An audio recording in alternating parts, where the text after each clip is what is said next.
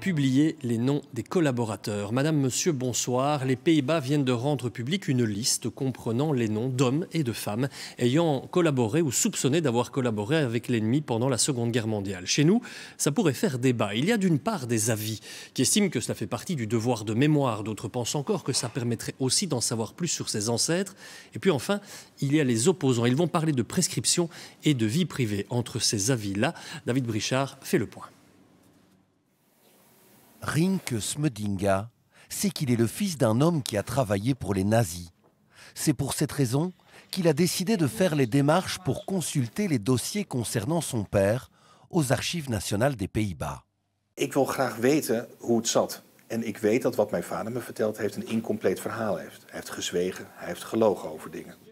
Normalement, à partir du 2 janvier, il aurait pu faire ça de chez lui. Rendre public toutes les archives numérisées, c'est ce qui était prévu par les autorités néerlandaises.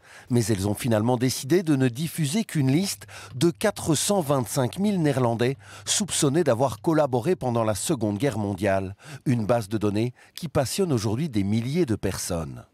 Er is ontzettend veel interesse. Het is heel erg druk en mensen voelen dat het nu de tijd is om hun eigen geschiedenis beter te leren kennen.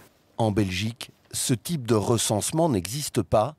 Selon cette historienne, ce n'est pas du tout la bonne manière de faire. Jeter en pâture des noms sans qu'on ait d'autres informations derrière peut aussi être quelque chose qui est un peu malsain. On est un peu dans l'idée d'une chasse aux sorcières. On va aller vérifier est-ce que mon voisin, est-ce que mon arrière-grand-oncle était mêlé ou pas. Par contre, permettre au petit-fils d'essayer de comprendre pourquoi quelqu'un de sa famille a eu ce type d'attitude, lui permettre d'avoir un accès au dossier et l'aider aussi dans la lecture de ce dossier, ça me semble essentiel. Dans les allées du musée de l'armée à Bruxelles cet après-midi, les visiteurs n'imaginent pas vraiment pareille liste dans notre pays.